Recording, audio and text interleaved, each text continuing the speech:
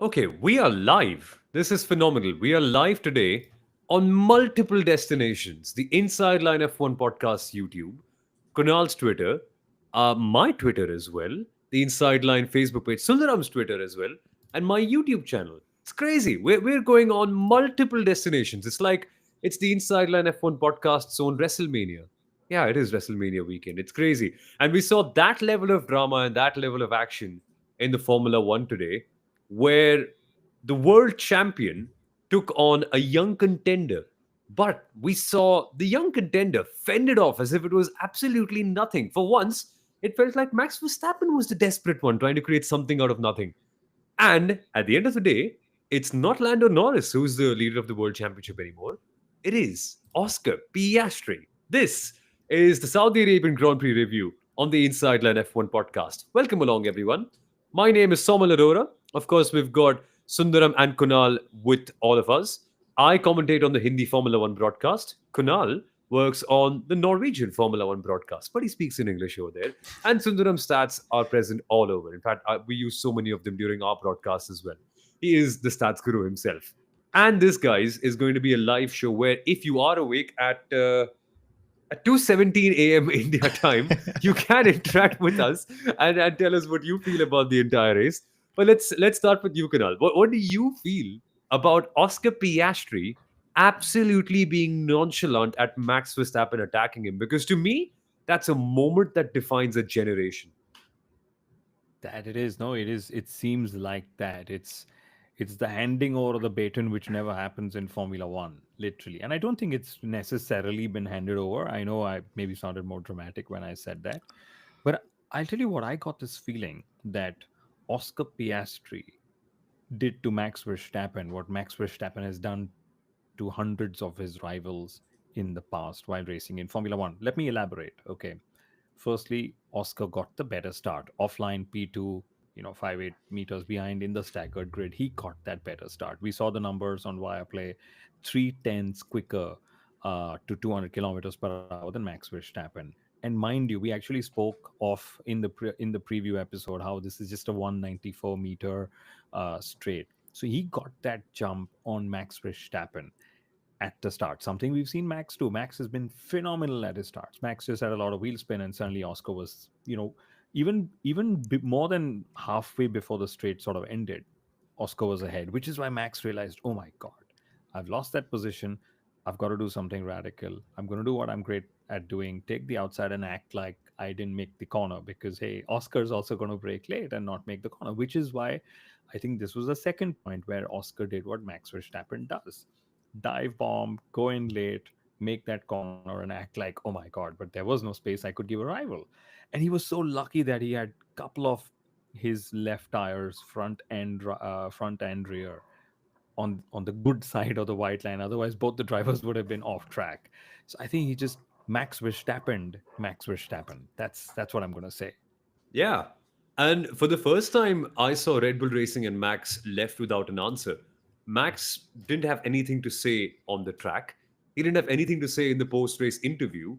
And Christian Horner had a lot to say, which means clearly there is not a lot to say when he actually brought out an image showing that I find it hilarious. He's done that so many times. An image showing that Max Verstappen actually was ahead at the apex of the corner. You can use that rule to the T as much as you want, Sundaram. But the fact of the matter is, he was not making turn one. In fact, not making turn two. My apologies. And everything from that point onwards seemed desperate. To me, the fact that they didn't even accept the fact that Max made a mistake there was crazier because had they just let Oscar go, maybe it would have kept them closer. Maybe they would have been, I don't know, a second and a half behind Oscar instead of 5 seconds behind, as they ended up being after the penalty. When is the last time you've seen Red Bull actually admit to them making a mistake, Oh, yeah? Because see, we often hear this saying that the race is never won on the first corner. I think in this situation, it really was won in the first corner, and I think, like you said, Max kind of realized that Oscar's kind of beaten him to the first corner, and there's really no way to kind of challenge for the win than by going off track and trying to make a race out of it. And see, what Red Bull is really trying to do, or what Max has always tried to do, is try to play the rule book, the regulations, the regulation that you need to be ahead at the apex. If you don't make the corner, that's a different story altogether. But if I am the car ahead at the apex, then I deserve to be given position. That's all that they're really playing into. I've really not seen the photographs that Christian's talking about, but if that's really the case, he probably has a valid point. But then I think it's the rule book that's a little flawed. If the driver can't make the corner that comes after it, it really is a very tricky situation in that regard. And what I also think is it's a very smart play to go off track and let the stewards decide who's wrong, because Max does understand that the stewards are a little inconsistent, and it also kind of builds a little bit of anxiety probably in the driver behind. I'm like, okay, when are the stewards going to give the penalty? When am I going to get the position? Am I going to get the position at all? How big is the penalty going to be? Is it going to be 5 seconds, 10 seconds? So you're trying to psychologically try and play your opponent, and by that time they've probably also worn down the tires a little. It's a smart play. I wouldn't say it's, you really have to be very ethical, and I think Max really knows that he has to play according to the rule book. I think it's a very smart way of doing it. I, I'll tell you what. I Hmm. think I was actually tuning in to watch 50 laps of a battle. And I think the one thing Max Verstappen did, and the FIA, of course, I think they've been consistent. Like Yeah. Sundaram also pointed out in 2021, Max did the same thing to Lewis, got a penalty, whatever. But I think the race was just decided within 200 meters, literally. One of the reasons Max wanted to stay ahead is how important clean air is, because Yeah. when Leclerc Yeah. was in clean air, there was a different story. When Norris was in clean air, there was a different story. So I think Max just cost us a great battle. He robbed us of a fantastic battle. And guys, actually, come to think of it, we are yet to see a worthy wheel to wheel battle in 2025. We are 5 races in, 6 if you count the sprint. I'm saying at the top. Papaya rules have avoided, or papaya rules have meant that the McLaren drivers haven't fought in Suzuka. McLaren Hmm. drivers didn't were told not to fight or whatever. They Lando couldn't go there, and Oscar was not allowed a chance. And then we've not yet had a battle wheel to wheel for the race win. I would say, and 5 races in, 6 if you count the sprint. And with drivers like Oscar Piastri who are able to hold position with such nonchalance, I think that just makes their case easier, right? You don't need to have a big fight to win. You just need to be good at one decisive moment. And there, Oscar was perfect. I hate to bring in other drivers to showcase how one driver is so good, but there have been times previously when Lando or other drivers, in fact, as well, have capitulated when Max has attacked them that way. Oscar didn't seem like that. As a 24-year-old, that level of maturity is insane. And it just dawned upon me when I was sitting after the race, after having done commentary, thinking, wow, man, this guy could well be a world champion already. Because last year, we were discussing about his struggles with qualifying and tire management. A year before that, we were just saying, oh, is he going to find a seat or not? I'm just messing up the timeline a little bit. You get the idea. But here we are now, and he seems complete. Leader of the world championship, most wins this season, back-to-back race wins. I mean, I'm mighty impressed with what I see, and also the decisiveness in overtaking. He had one opportunity to get past Lewis Hamilton, and he took it with both hands. That was so impressive. It's a very unconventional place to go passing, Kunal. Seriously. And we saw Lando struggle behind Lewis Hamilton for so long. Again, different circumstances, different tires, everything. But still, one opportunity and you take it. And that was another Max Verstappen esque move by Yeah. Oscar Piastri. He knew that he had to overtake Lewis. McLaren pitted him for that undercut attempt, whatever, even though he was going to come back in traffic. GP told Max, don't worry, we don't want you to come out in traffic. Keep out on track. So he was out on track for a couple of more laps than Oscar. But Oscar knew that overtake was decisive on Lewis. He pulled it off on the marbles, on whatever, throwing up all the dust. But again, very Max Verstappen-esque. He knew he had to go for the win, and he went for that overtake. And every moment when he needed to be decisive, he was very, very decisive. I mean, Sundaram, McLaren's conundrum is getting easier by the day. Oh, really? If they really don't have both drivers battling it out, they would love it. And I also think even in terms of strategy, Norris was just that much further ahead that it, although Piastri did say that it's hurting his tires, they're not that close enough. So like Kunal said, although we do expect to see Papaya rules come into play, or we expect to see these two drivers battling it out wheel to wheel, we've not really seen that. So the longer this extends, the better it is for them. And for that reason, Lando Norris has to make lesser mistakes in qualifying. And if he had started on the front row or probably in third place, that would have been a different thing altogether. But yeah, what could have been and all of that. But yeah, for McLaren, this, as long as they are separated by that much distance, it's only easier for them. Exactly. And even that outlap was phenomenal. You were saying something, Kunal. Yeah, yeah. I mean, and just to add more context, yes, the outlap was phenomenal. I think in general, tire degradation was lower, which is why all the Yeah. teams were much closer. We'll come to that and we'll address if there were more teams that had the pace to win the race today. But still sticking to Oscar You're wearing the Piastri, color. since You're wearing the color. what It's color is a this? spoiler. It's Scarlet Ferrari, Rosso or I don't know, Corsa. something. Okay, yeah. But Oscar Piastri becomes the first driver since maybe Lewis Hamilton to win back-to-back races for McLaren. Who would have imagined that it would not No. be Lando Norris? Yeah, No, Lando it was Norris. Lando. It was Lando. Lando, When Abu has Dhabi, and Australia. Oh, no, no, one second. One see. second. This, please, this is where people with super memories like you should not be considering. And yeah, I can never understand. Yeah, okay, whatever. George Russell has had a 15 race streak from last race last season to this season. Anyway, but Hey, I to mean, my again, you mind, can't in the blame him same because season, Shane Watson didn't know he had actually achieved a hat trick because he got two Yeah. wickets on at the end of one over and one in the other one. He's like, dude, did I get a hat trick or something? People had to tell him afterwards. So yes, that's the statistician talking. That's why we love to have him on the show. yeah.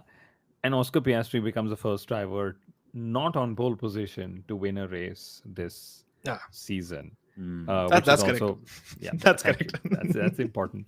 And then he's progressively. I think he said something very interesting on the radio after the race. He said it's been a fantastic 3 weeks. He got third place in Suzuka, first place in Bahrain, first place in where were we racing? Saudi Arabia as well. So he's literally gone from 4, 3, 2, and 1 in the last 4 races. He's now leading the drivers' championship. And I would still say it's early days to call that it's going to be Oscar's championship if this is how close everything is going to be. But The McLaren's raw conundrum, materials. Yeah, the raw yeah, materials of a champion are clearly there. let's remember he's what 51 races in only. In Formula One, Formula 3 champion, Formula 2 champion. And, I said this on Viaplay. It's one thing to have a quick car, it's another thing to win, dominate, get everything right with the quick car. And I loved what Oscar said on Thursday before Saudi. He said, I've been actually preparing for this all winter because I knew in the off season that we're going to have a quick car and that I will have a very good shot at the Drivers' Championship this year. And this could well be that big year in my career.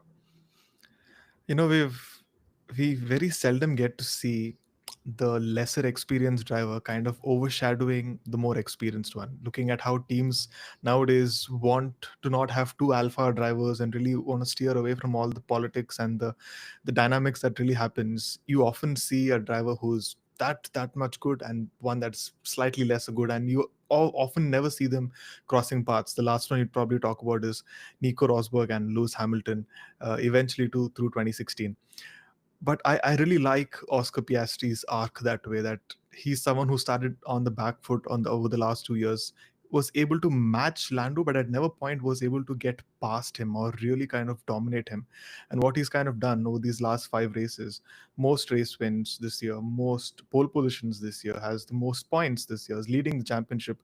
That's a very good journey. It's a very good story about how Oscar Piastri's Formula One career has started. And he's only into his third season. So he's only going to get better and better. And that's something I'm very excited to see. How impressive was Piastri's overtake on Hamilton? Reminded me of Oof. Alonso on Schumacher at Suzuka, says Abhas. Firstly, Abhas, good morning. It's clear you've either had a long night or you're watching WrestleMania in the morning, just like all of us are. No, but thank you. But it's amazing, especially when you consider that the drivers were actually very critical of the marbles. Leclerc said this Yeah. in the cool down room after the race that, dude, the marbles were crazy. And Piastri went there to make it all happen. Sure, at that stage of the race, it might not have been as prevalent as it was towards the end. But nevertheless, what an overtake that was. and commitment, which actually then again, this takes me back to something else because with Oscar, we saw commitment, we saw great driving, but there were other drivers who showed that there can be the opposite of that too. Like this circuit really highlighted how smart or how quick you are as a driver. Like especially the final couple of corners or the final couple of DRS zones. We saw Lando and Lewis go head to head over there for three laps, three times, three Three different laps. opportunities. It took Lando the third time to be able to get past Lewis, who was driving in a slower car. Again, I have sympathy for Lando. I like him as a driver. Again, what we're seeing right now, probably the toughest time in his career. But that's where you felt that, oh my word, this guy isn't learning quick enough. I ideally thought the second time that should have been it because we've seen the same instance, Kunal, with Leclerc and Verstappen in 2022. And this is what we mentioned on the Hindi broadcast as well. For some reason, people on Twitter took offense to it. Like, why are we talking about Leclerc and Verstappen while these guys are fighting? But driving dynamics, it all Yeah. matters. And in this whole scenario, I was surprised that Lando didn't learn that on time. I thought second time would have been enough, if not the first one, because he was clearly much quicker. Abhishek has said the same thing right now. Lando's rookie-esque mistakes in battles versus Lewis by not waiting until turn one twice to make the pass left points on the table. I would say one of the reasons why I think Lando was a little cautious was because he was on that hard tire. He wanted to make sure that he made the overtake without messing his hard tire up too much because he knew he had to go long if another safety car did come out. But yeah, I mean, when you don't dig in deeper into the data, there's possibly this feeling that could he have actually done different with Lewis. It did seem like Lewis was able to play him at will, if that's what we'd like to call it. And Lando Norris, from trying to battle Max Verstappen, ended up battling Lewis Hamilton, both of which were almost outside of the top five, or at least at that point of time. And for Lando, I think he will probably just take heart in the fact that he climbed up six positions, even though he finished off the podium for the first time in 2025. Yeah. And yeah, it just goes to show how tough it is. And the question I'll ask you, lads, is do you think he's going to get the Drivers' Championship lead back at any point of time in 2025? Once Someone's gone, answered with a no. doesn't come back. Championship No, it will. leaders, It will. it will. It will. I don't see this championship being sealed, or I don't see Oscar running away with it. But I'm sure this is going to get very much more interesting. We have different circuits, different layouts, more different strengths and weaknesses for every driver. So I think it's going to go back and forth a little bit. I hope it goes back and forth a little bit. The thing I'm actually worried about is momentum Yeah, because yeah, of course. for Lando, I say, because yes, we have a bit of a break, but when the races come hard and fast, and if the momentum tanks in any one of the races, can't go like this triple header. Like you can't have two races like that. That's too long. And the reason why I think that way is thanks to you, Sundaram, because before you put out that quarterly division of the World Championship graph, I wasn't looking at a World Championship that way. You look at the final points tally and be like, he won or he lost. But there's a different phase to every World Championship, and in this phase, or in this these three races, if you have to break it down, there's a lot of points left on the table because momentum didn't go well, and it's all mental, right? We face these issues in our normal life as well. It's so hard to recondition and rewire your brain at such a high performance level so quickly to come back from a setback like that. It's very tough, especially if you're someone younger because you don't have as much experience. With Lando, I'm just hoping he gets a bit of a break. This triple header, this 1 week, it'll be important because if the momentum keeps sliding off, Oscar's that kind of ice cold person who's always going to be second, third, and I'm sure the numbers are going to back it up, Sundaram. I don't think he's actually out qualified lower than third or finished outside of the podium as well, apart from Australia.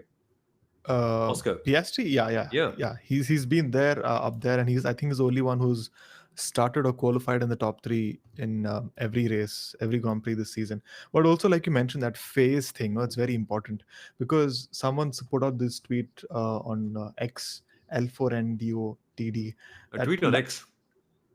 yeah, whatever. You get the point. You get the point. But someone's actually written that Lando has had a lot happening for him in these last 5 races. In Australia, rain, 3 safety cars, Yeah. then his brakes failing in China. In Japan, it was a very weird qualifying and not up to mark McLaren strategy.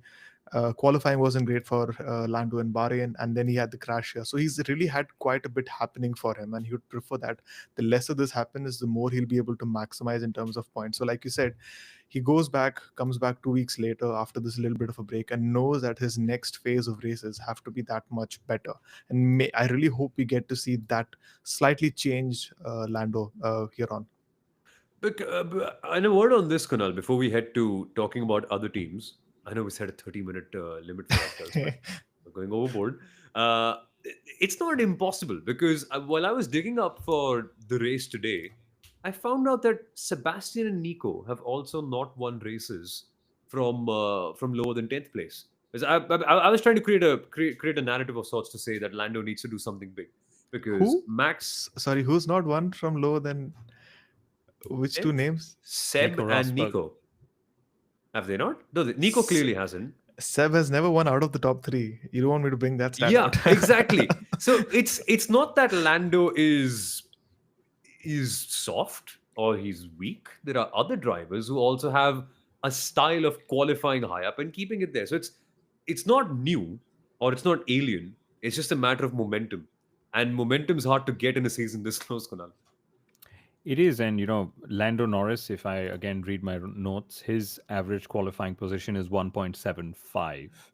Okay, his worst qualifying was in Japan, which was third place. The next best is Max Verstappen, which is 3.2. And Norris is only fourth with 4.0 as his average qualifying position. Of course, Norris is undone by sixth and tenth that he had in Bahrain and in Saudi Arabia. And if we were to look at the drivers' finishing positions, Lando Norris actually has better finishing positions. He's got 1, 2, 2, 3, and 4. So one race off the podium, whereas Oscar Piastri is, of course, had a ninth place in Australia and 3 wins out of the last 4 races. So I think that momentum has clearly been Oscar's way. And like, Abhishek has again said, I'm putting it on the stream, Oscar getting to the same number of wins as Lando's entire career and stopping Max from converting pole, that is definitely bragging rights in the Papaya garage. Absolutely goes without Yeah. saying. And I think Norris will regroup. He will sit back and understand what is it that he can do different, what is it that he can do better the next time. And remember, next race is Miami, where he picked up his first Grand Prix win, where McLaren changed their fortunes last year. Hopefully, those positive emotions is what would come his way and sort of help him get back in the fight. Because I would love to have more drivers in the fight. Because, you know, I think even Leclerc could very well be in the fight if Ferrari's upgrades keep coming and delivering at some point. But yeah, are we changing that Wait, wait, maybe wait, to? wait. Okay. Could or should? Because we were having this debate before the episode went live. We were thinking, and this is something you brought up, Kunal. You said that Ferrari could have won. I'm thinking of it turning it around and saying, yeah, Ferrari should have won. It Their pace was incredible towards the end, Towards and the they end, were actually quite good with the strategy as well. Sorry, that came a little bit late. Might seem like we are interrupting each other, but for once, their strategy of going longer and having fresher rubber at the end was the one that seemed faster. And of course, higher temperatures, Mercedes not exactly the best there, whatever it was, but they seem like the ones in control of that podium battle today, I which I is would say I would say any team could have won today. And by any team, I don't mean Sauber, but I think the race there was very little or low tire degradation, so teams and hmm, drivers were pushing. If you remember post race, Lando Norris was sweating like, oh my goodness, this is, I'm just out of a sauna. Oscar Piastri said, I'd love to have a couch, or whatever was the word he used in his post race interview with David Coulthard. My feeling is that if Max was up ahead and he didn't have the penalty, he could have won the race. I mean, even again, this turned out to be a one stopper, despite Pirelli going one step softer to try and have two yeah. stops. It became a one stopper. And again, it was because there was almost no degradation that was happening. The team that actually had overheating was Mercedes, but we'll talk about that. I don't think Mercedes could have won.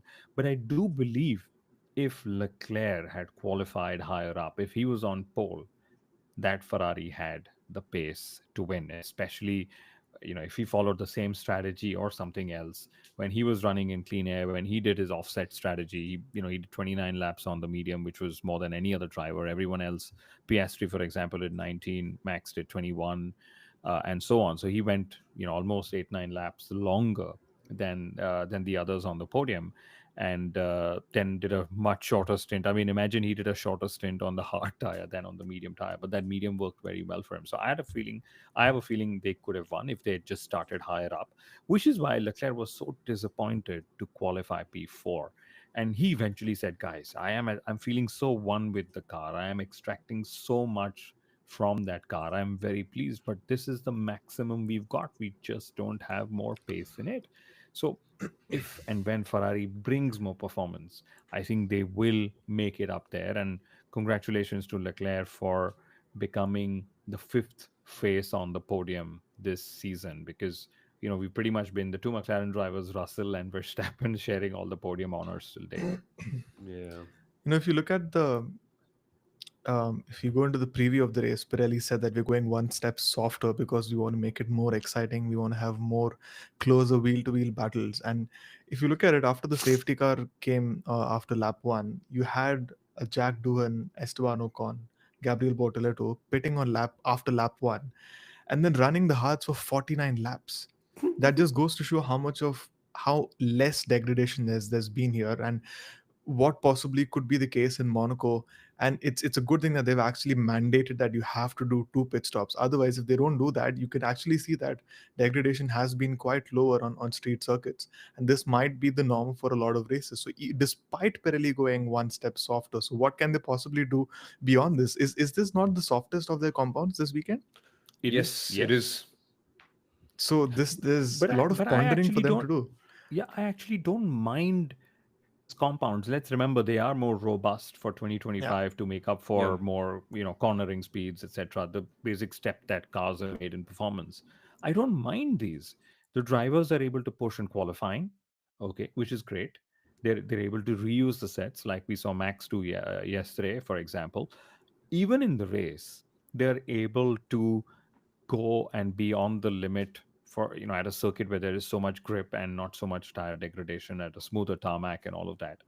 I genuinely don't mind it, even though I know fans want to see more pit stops. More pit stops means more strategy at play and so on. But just me out there, and yes, I think Pirelli will somewhat be told, like they've always been told, we want higher degradation tires. But guess what? I think this product is fairly okay. I mean, rate the race. What do you guys think on 10? Where do you think this race was? I think it was a fairly good race, I would say. Come on, give me a 7.58. number. No. 7.5. I still liked it. It's a Yeah. good race. I mean, yeah, even I thought Suzuka was a good race too. But then looking at the hate, people didn't seem to like it. And I get it because it's kind of skewed, right? I think we all look at it from a very different lens, Soumil. Exactly that's what I was trying to get to. We're very analytical. We're looking at lap times, numbers, Yeah. stories, tires, compounds, things people said, things people alluded to, car dynamics as well. Driver, we're nerds. We'll enjoy anything. I think we But were really waiting to see when those tires will fall off the cliff and then who's able to then make those changes. And I think a lot of other people just wanted to see more closer wheel to wheel battles, more overtakes than what we already saw. But we were just waiting to see when the tires will fall off, and that didn't really happen with the hards. yeah, Yeah. again, don't blame the tires. Blame the cars. It's just what it is, and you can't even blame the circuits anymore now because this is top of the line of what you can get with a Formula One street circuit. It's incredible. It's near perfect, I'd say, apart You know, from you, that should- you red should light at turn number 10. you should also blame the drivers. You see, we don't have a lot of drivers who just casually crash. You also have a very capable lineup of drivers who very seldom crash. We have lesser Yeah. DNFs than we would probably see in the last couple of years. So there's lesser safety cars and all those sort of things. So who are you going to blame it on? 1 second. So are we Americanizing the sport by having better drivers? Because in NASCAR, the whole thing works because there's big ones. What the hell? We've got Abhishek sending in his rating. He's saying if Bahrain was an 8, Saudi wasn't more than a 6.5. 6.5. Oh, Bahrain is I definitely higher. Fair enough. Bahrain is Yeah. definitely higher. Yeah, Mercedes no. struggled a lot with It's degradation, hardly a though. Yes, race. Mercedes was. Abbas is saying Mercedes. Yes, in fact, they didn't have Yeah. much of FP2 running, and that's what cost them with a lot of overheating, degradation. That's what cost George Russell for once wasn't up in the running for the podium. He actually said that the Friday running cost him. He finished fifth again, which is where he's finished. If he's not on the podium, he finishes fifth in a race. But going back to the rating, I would say it was 8 or 9 on 10. I mean, there was just so much happening. But It's One always second. Kunal's ratings. That's always Kunal's ratings. So let's just pull it back a little bit. Hockenheim 2020, so 2019. What's that, Kunal? Is that off the Richter scale or did we race in Hockenheim in 2019? I have no Yeah, memory. you arguably don't the remember? greatest or the best race of Wi- all time, highest rated race at least. Wasn't it? Who rated Was that? that where Sebastian Vettel went in? No, the Was year that? after. Remember the one where the Mercedes had the special front wing, the white colored one to celebrate Yeah, the centenary or the 125th year or something like that. I don't know. It's something cool. You guys are insane. I that's have what no we hear. memory of what happened 2 races ago, and you're taking me back 6 years or whatever. That too in a circuit we've not been at since a long. I know the circuit layout. I know the old circuit layout as well at the back of my head. If you put me Okay, on the same, but why don't we then just go for a test, just for fun? Now that we're here, let me just throw out a random race, and let's see if we remember who won it or not. Australia last year, who won? Science. Carlos Sainz, you had to pick that. It was so easy Yes, and that's my way because to transition on to talking about Williams. I got you Great guys. segue. Great I got segue. you guys to talk about it. yeah, we'll talk about Williams, but you are like that, that Max Verstappen fan, whoever was sitting in that balcony playing that red blinking light, trying to fool Oscar Piastri into believing it's a red flag. If it was Carlos Sainz leading or Carlos Sainz chasing second, you would have been that fan sitting and putting that red light saying beep beep, come on, What are you can I? saying, Carlos Sainz in second? What year are you talking about? We've all if moved on. We've I, long moved on. The heart, we've long. But Yeah, but one sec. yeah, We've got to settle this. Carlos Sainz, isn't he your driver of the day for helping Williams get that of double course. points finish? That's There why we I'm go. wearing blue today. There's no other reason. Okay. I'm so ecstatic. That was phenomenal. I couldn't catch that radio message properly on the broadcast, and we're going pretty soon after it. Did Carlos Sainz say that we don't need to be scared of Isaac Hadjar's pace? That's what he Yeah, he said, said didn't he's he? not going to get us on. He actually said there were some pearls of radio messages on the Williams chat. So first was yes, he said I don't think he's going to overtake us on because Hadjar was on the reverse strategy, finishing 10, scoring points, whatever. So he said that. Then after the race, sorry, James Vowell said, I now know why you won in Singapore. That was incredible teamwork at play. So, Vowels and Signs were sort of, building onto that. Now, here's the fun part. Alexander Albin was asked, okay, did the DRS strategy where, Carlos said, let him be in my DRS and let's go and chase him. He said, well, we would have anyway finished eighth or ninth. We wouldn't have gone Hmm. ahead. Okay.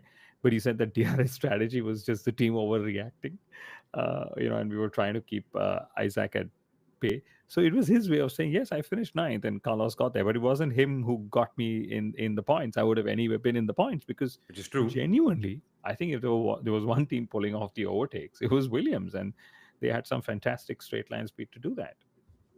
Yeah, and and smart driving at the end too.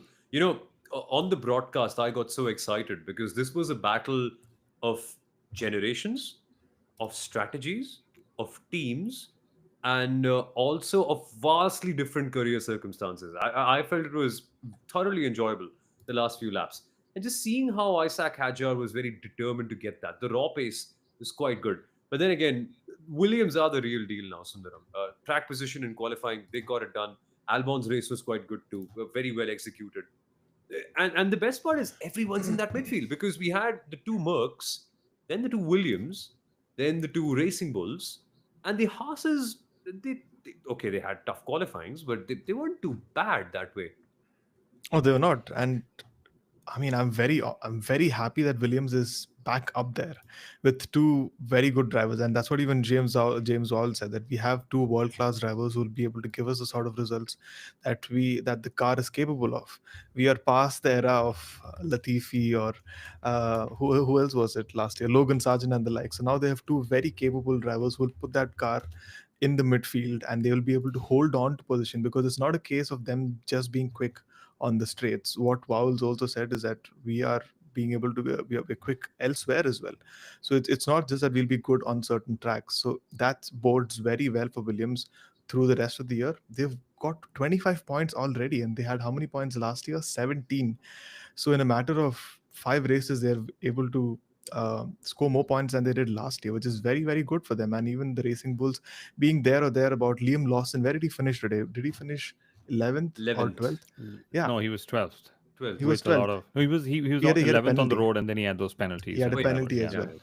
So you can really see a lot of these drivers coming into their own, delivering when it really matters. And that in that sense, a midfield battle is great. I think before this race, Haas was P5, now Williams is P5, and I think we'll Mm. see that changing a lot. Pierre Gasly wasn't able to perform this time because, yeah, of course he crashed out on lap one. But what he was able to do, or what he would have been able to do, we don't know. So you will see a lot of changing happening in midfield, which is great. Yes, and a quick shout out to Abhishek, who also says we guys should do our own power rankings because the official driver of the day is just very random and wrong Who always. Yeah. was it? Who was it today? Max Was it? Verstappen. Was he voted driver of the day because he took a Oh. line into turn two, which no other driver took this race weekend? I'll tell you who took that line a lot more often. It was Gabriele Mini, the Alpine junior driver in Formula 2. He's probably gone into that line 6 times while either overtaking or being overtaken by other drivers. So it just happened. Oh, Very, very, very random. But also a wait. shout Now out that to you've Abhishek. mentioned, Sorry. sorry, now that you've mentioned F2, quick shout out to a friend of the podcast, Arvid Lindblad. Congratulations on becoming the youngest ever Formula 2 winner in a sprint race. He won in Saudi Arabia. He was on the show. And Yes. we're very glad to see that he's doing incredible there in Formula 2. Hopefully, The youngest winner we in the have history more. of Formula 2. We are actually trying to celebrate his race win by bringing him back on the podcast. So hopefully, between now and Miami, we are able to make that happen. But a quick shout out to another couple of winners. So Abhishek Ramesh voted for a Red Bull win. He knows almost could have happened. There was also Keshav Kumar, who also voted for a Red Bull win. Thank you for interacting with us on Instagram as well. You guys are definitely the fans of the day, even if y'all weren't the ones holding that red torch. Yeah, at turn 10 as well. But should we just pick our own drivers of the day and then Yeah. see where we go with this? Yeah, we Somal, should. are you still choosing Oh, Carlos Sainz? still, no, I'm still. It's a tricky one, isn't it? So I mean, it's a very tough spot because with Carlos, he did a Carlos Sainz race. It's nothing spectacular. It's not phenomenal. We could go the easy route and say Oscar Piastri driver of the day, but that's the obvious. We guys don't do obvious, do we? I We I'm willing to lean on obvious this time, because I really can't pick anyone else at this point. So I would still say yeah, Oscar Piastri. very sadharan. Yeah, yeah. Everyone else. Samuel, are you all both picking Oscar Piastri? Come on, we I'm can't have picking repeat. Oscar. I I'm picking Oscar. I liked Charles and what he did today, but not driver of the Charles, day. yes. Charles, yes. I'm picking Charles. Okay, I'm Oscar going for me then. complete. Okay, I'm going like completely left field. I'm picking the oldest and the youngest driver. Okay, Eh? Fernando Alonso. He was Yeah, involved yeah, in yeah. so many scraps that his radio message was, I have never done a race like I did today. Never in my 25 years. He was so scared during the race. And I don't mean Yeah. scared as though not driving, but he's like the number of risks that were being taken because of the pace around those, full fuel tanks on rubbers that were not degrading, high grip, high speed walls out there. So, Fernando is the oldest. The youngest also was Kimi Antonelli. So we've, of course, Very good. sort of uh, not not spoken about him much because there's a lot happening around him. But he again finished just after George Russell, 35 seconds off the pace and seven off the race winner. and 7 seconds behind George Russell. I would say that's not too bad. And Yeah. he actually said post race, I had a few taps on the wall. I got really scared. Can you imagine? Okay. Abbas says Leclerc is driver of the day. Good And shout. I think Liam Lawson would also pick Fernando Alonso as the driver of the day because post race he actually said that Fernando Alonso blocked him a little bit in the race. Yeah, Leclerc was actually pretty good, as Abhishek points out. 30 seconds ahead of Lewis in equal machinery. Yes, equal, not equitable, is is what I'd like to say in response to this. But yeah, very true. Leclerc was amazing, and the way he held on, the composure. He's a great driver, just missing that extra bit towards the end. And Mr. Tire Whisperer, Esteban Ocon. Oh Again, something yeah, interesting. actually, Gabriel Hachar. Bortolet. Sorry, when you Yeah, said Whisperer, just a random thought. 34 laps on the hards. Good stint, yeah. buddy. Well done. But we had more, and I'll tell you what more I'm talking of. So when the race ended, Gabriel Bortoleto was like, "Oh my goodness, did anyone else go longer than me on the hard?" He did one lap on the medium at the opening in the opening lag safety car. He went into the pits, and then he took on the hard for 48 laps. But guess what? He was lapped, which meant that he raced one lap less, which Oh, means that Esteban Ocon, who was 14th, actually did 49 laps Yeah. on that hard tire. So technically, one person did do one more lap than the usual that the others did as well. But yeah, there we go. So tire whisperers, if we may call it that.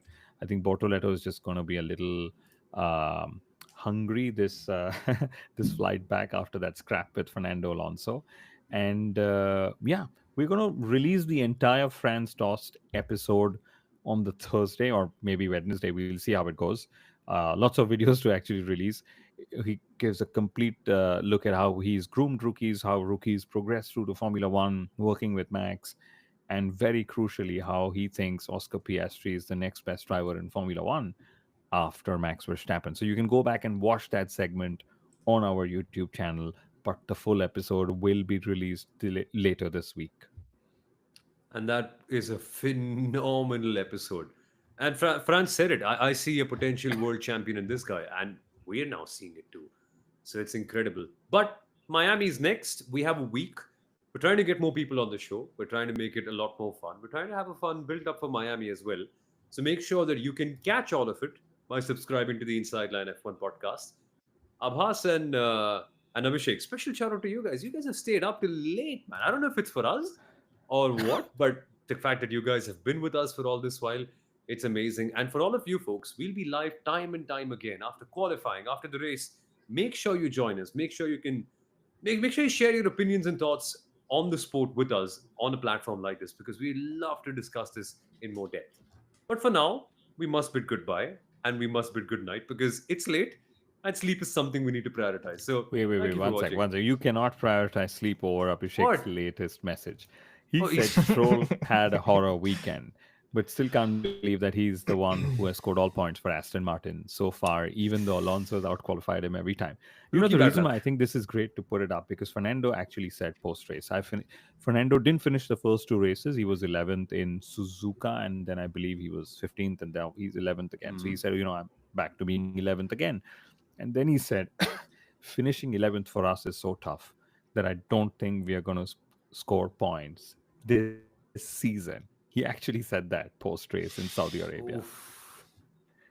On that note, Why do ladies you and want to tell gentlemen, this before? Why do you want to tell this before I have to go to sleep? Why? And now I'll get nightmares. Hey, it could be worse. You could be a Man United fan. You could beat a team 7-6 Please, in the there's Europa nothing League. worse. There's nothing worse than being a Fernando Alonso fan, waiting for him to win a title for 20 years. Please. Fair. Hmm. We're just 10 years away from that. But okay, enough of that. We've got to sleep now, guys. Thank you for watching, everyone. We'll be back.